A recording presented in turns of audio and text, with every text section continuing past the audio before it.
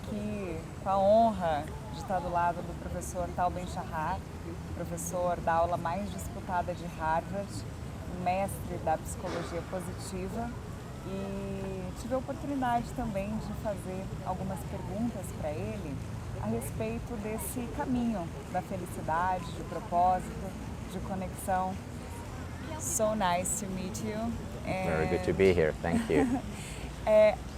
Here in Curitiba, we organize this conference, the Happiness Congress, and sometimes people has a lot of prejudice about this theme because normally we talk about depression and anxiety, but happiness, oh, this is bullshit. What do you think about that? Did you feel something like this in your work as well, or not? Yes, no, so I felt a lot of it in my work, and I must say when I started in this field, I experienced it firsthand.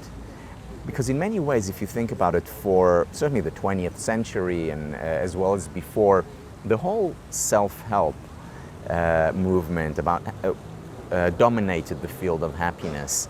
And it was all about New Age, about something esoteric, mystical. And it's only in the past 20-some years that scientists, psychologists, neuroscientists, biologists have really focused on the field of happiness, bringing the scientific method to it. So when people are prejudiced or skeptical about happiness, many of them are right, and they should be. But this is where the approach that the Happiness Congress and the approach that I'm trying to be a part of is different, because it focuses on science and what can science teach us about the good life. And the answer is it can teach us a lot. We just had a really tense period here in Brazil, and sometimes I hear also from my family, how do you dare talking about happiness in this moment? That's good. And I feel that it's really important, not just put some pink glasses and see reality differently, but we need to think about this. And I would like to know some tips to the people who wants to have a happier life. I think everyone. How can we start that? Good. So let me first address the concern that you have or your family has about pursuing happiness in difficult times. And it's a real concern, but here is the thing, two things.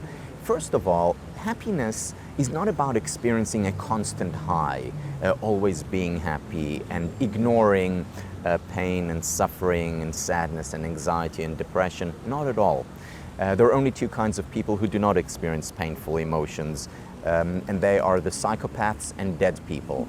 So experiencing painful emotions is part of any life, and the field of happiness studies certainly takes that into consideration. Second, when we cultivate happiness, and I'll talk in a minute about how we can do that, when we cultivate happiness, we're not just increasing the positive, we're also better dealing with the negative.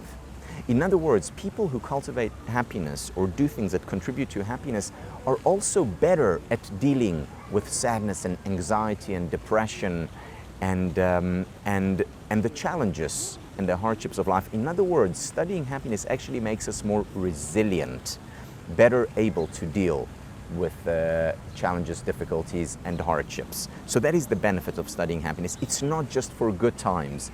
It is maybe especially for difficult times. Now, how do we cultivate happiness? So here are some of the things that we can do. First and foremost, spending quality time with people we care about and who care about us. So relationships are critical for happiness. Second, appreciation, not taking for granted what we have. There's a lot of research showing that people who spend 2-3 minutes a day, or even just a few times a week, savoring, appreciating the good things in their lives, whether it's friends or family, whether it's a good meal, whether it's God, or whether it's the tree that is growing outside my window. People who appreciate the good in their lives, once again, are not just happier, they're also healthier, physically healthier, and they're better able to deal with difficulties when these arise. Physical exercise, walking, swimming, dancing are very important elements of a happy life. In addition,